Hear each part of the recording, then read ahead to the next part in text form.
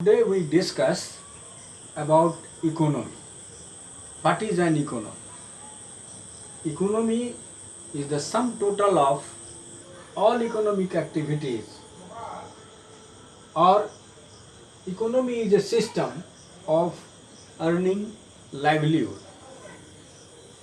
Economic activities जितने भी प्रकार के कार्य अर्निंग मोटिव के लिए किए जाते हैं सारे के सारे इकोनॉमिक एक्टिविटीज़ कहलाते हैं।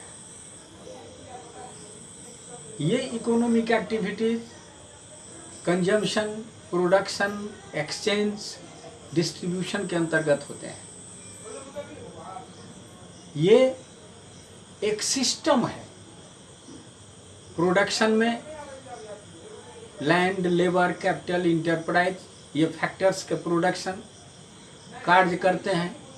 उनको कार्य के बदले उनको पेमेंट किया जाता है, जिसे हम फैक्टर पेमेंट कहते हैं। ये फैक्टर पेमेंट उनका इनकम होता है। फिर इस इनकम को खर्च किया जाता है किसी न किसी रूप में, और ये जो खर्च होते हैं तो फिर ये किसी न किसी रूप में प्रोडक्शन से इसका संपर्क जुड़ता है, अर्थात क्रिएशन ऑफ डिमांड होता है। जितना अधिक क्रिएशन ऑफ डिमांड होता है उतना अधिक फिर प्रोडक्शन होता है, और ये प्रोसेस चलता है। दुकानदार सामान को बेचता है, retail seller, wholesaler, stockist, ये सब एक सिस्टम की तरह होता है। बैंकिंग सिस्टम है।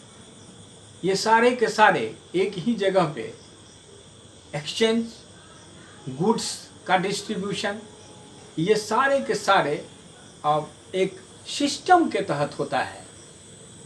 और ये सिस्टम जो है, यही सारे आर्थिक क्रियाओं को जब हम मिला देते हैं तो एक इकोनॉमी होता है। ये इकोनॉमी एक सिस्टम है।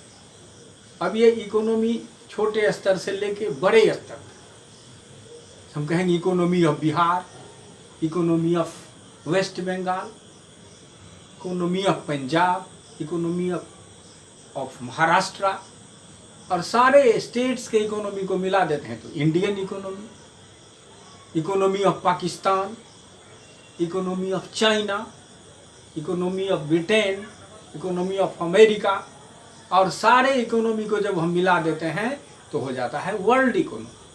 तो ये आज का जो युग है, वह युग आज संपूर्ण इकोनॉमी एक दूसरे से जुड़ा हुआ है, इंटीग्रेटेड है इकोनॉमिक रिफॉर्म्स के तहत, और ये संपूर्ण दुनिया में ये सिस्टम चलता है। But the fact is different types of economic systems, ये सिस्टम अलग अलग होते हैं। मतलब टाइप्स ऑफ इकोनॉमी, ये टाइप्स ऑफ इकोनॉमी के अंतर्गत simple, complex, developed, underdeveloped, capitalist, socialist and mixed economy, ये संपूर्ण दुनिया में अलग अलग रूपों में ये हैं। लेकिन ये प्रोडक्शन के कार्य, कंजम्पशन के कार्य, एक्सचेंज के कार्य, डिस्ट्रीब्यूशन के कार्य, ये अलग अलग सिस्टम रहते हुए भी ये होते हैं। यही इकोनॉमी है।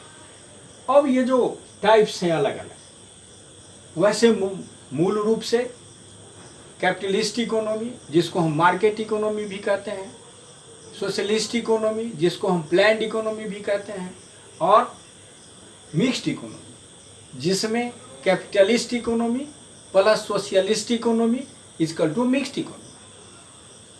लेकिन प्रकार की दृष्टिकोण से डिफरेंट बेसिस के आधार पे ये इकोनॉमी सिंपल भी होते हैं, कॉम्प्लेक्स भी होते हैं, डेवलप्ड भी होते हैं, अंडर डेवलप्ड भी होते हैं। तो सिंपल इकोनॉमी कहते हैं it is a self dependent economy. It has product based simple division of labour. Product based simple division of labour का होता है प्रोडक्ट के अनुसार श्रम का बंटवारा, श्रमिकों को कार्य पे लगाया जाना, ये सिंपल इकोनॉमी के अंतर्गत होता है, और यह सेल्फ डिपेंडेंट इकोनॉमी कहलाता है। इसको हम सिंपल इकोनॉमी कहते हैं। कॉम्प्लेक्स इकोनॉमी के अंतर्गत it is characterize by large scale production, it has high degree of interdependence and exchange along with process based division of labor. The main thing is that under simple economy there is a product based simple division of labor, and under complex economy process based division of labor. अब production के जो process हैं different level पे, उस different level पे अलग अलग श्रमिकों के द्वारा कार्य लिया जाता है, ये कॉम्प्लेक्स इकोनॉमी की का कैरेक्टरिस्टिक्स है।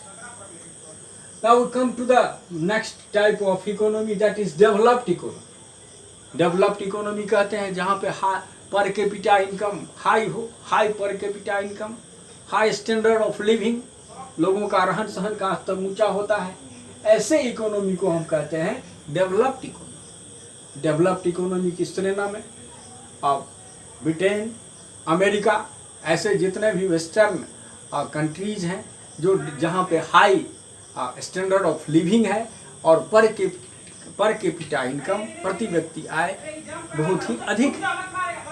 दूसरी तरफ डेवलप्ड इकोनॉमी और अंडर डेवलप्ड इकोनॉमी, एक अंडर डेवलप्ड इकोनॉमी भी, अंडर डेवलप्ड इकोनॉमी, डेवलप्ड के बाद under developed economy. Underdeveloped economy कहते हैं जहां पर कैपिटा इनकम कम हो, लोगों का रहन सहन का स्तर निम्न हो, अधिकांश लोग गरीबी रेखा के नीचे जीवन बसर करते हों, ऐसे कंट्री को कहते हैं underdeveloped economy. However this term is used today as developing the country which is on the path of development. जैसे इंडिया, इंडिया को कहते हैं developing economy. Underdeveloped economy, underdeveloped economy के अंतर्गत per capita income, underdeveloped economy के अंतर्गत under developed economy के अंतर्गत पर कैपिटा इनकम कम होता है, low per capita income and low standard of living, low standard of living. इसके बाद कैपिटलिस्ट इकोनॉमी और फिर mixed economy. Capitalist economy is also known as market economy. Capitalist economy is that economy in which there is no intervention of the government in production process, and the ultimate aim of a capitalist economy is to earn maximum profit. इसमें private ownership होता है, अधिक से अधिक लाभ कमाना इसका उद्देश्य होता है। The most important feature of capitalist economy is price mechanism. Price mechanism is the tool by which a capitalist earns maximum profit. Demand and supply के माध्यम से, इसके फोर्सेस के द्वारा, इसके आधार पे कीमत को तय करना और अधिक से अधिक लाभ कमाना, ये प्राइस मैकेनिज्म कहलाता है। ये कैपिटलिस्ट इकोनॉमी का सबसे बड़ा वाइटल फीचर है। उसके बाद इसको मार्केट इकोनॉमी भी कहते हैं। नेक्स्ट आता है सोशलिस्ट, जिसका दूसरा नाम प्लान्ड इकोनॉमी है। Socialist economy is that economy in which there is direct intervention of the government in production process, and the ultimate aim of a socialist economy is to make maximum welfare to the people of the country. अधिक से अधिक लोगों का कल्याण करना, अधिक से अधिक लोगों का कल्याण मतलब जो समाज में, जो देश में जो निचले पायदान पे लोग हैं उनका अधिक से अधिक उनका कल्याण करना, उनकी भलाई करना, या यूँ कहें कि संपूर्ण देश के अंतर्गत एक तरह से सभी जनता का इस तरह के पॉलिसीज बनाना जिससे कि सबों को सरकार के पॉलिसीज का लाभ मिले। ये सोशलिस्ट इकोनॉमी का लक्षण होता है। इसमें प्राइवेट ओनरशिप की कोई भूमिका नहीं होती है, इसमें प्रॉफिट मोटिव इसमें नहीं होता है, इसमें कल्याण की भावना होती है, सरकार की ही इसमें मुख्य जवाबदेही होती है और इसमें पब्लिक की भूमिका नगण्य होती है। उसका सिर्फ काम होता है गवर्नमेंट के अनुसार कार्य करना और प्रोडक्शन प्रोसेस में उसकी भागीदारी होना। It depends upon the government under socialist economy. Planned economy कहते हैं इसलिए कि इसमें सेंट्रल स्टेट अथॉरिटीज़ के द्वारा जो सेंट्रल प्रॉब्लम्स होते हैं उन प्रॉब्लम्स को सॉल्व किया जाता है, जबकि कैपिटलिस्ट इकोनॉमी सेंट्रल प्रॉब्लम्स को on the basis of price mechanism, demand and supply के फोर्सेस के द्वारा किया जाता है, प्राइवेट ओनरशिप के द्वारा किया जाता है, जबकि इसमें गवर्नमेंट के अथॉरिटीज़ के द्वारा सोशलिस्ट इकोनॉमी के अंतर्गत प्लानिंग के आधार पे, प्लान के आधार पे लोगों का कल्याण किया जाता है और सेंट्रल प्रॉब्लम्स को सॉल्व किया जाता है, इकोनॉमिक प्रॉब्लम्स को सॉल्व किया जाता है। तो लास्ट में मिक्स्ड इकोनॉमी जो कि भारतवर्ष में है, कैपिटलिस्ट इकोनॉमी जो सोशलिस्ट इकोनॉमी इसका टू मिक्स्ड इकोनॉमी।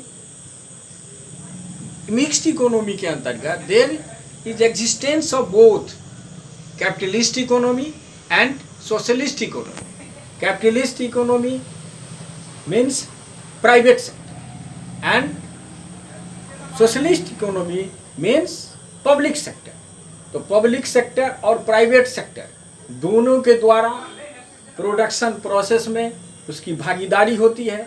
कुछ ऐसे क्षेत्र होते हैं जिसमें सरकार की उसमें डायरेक्ट इंटरवेंशन होता है और कुछ ऐसे क्षेत्र होते हैं जिन क्षेत्रों में प्राइवेट सेक्टर का इंटरवेंशन होता है।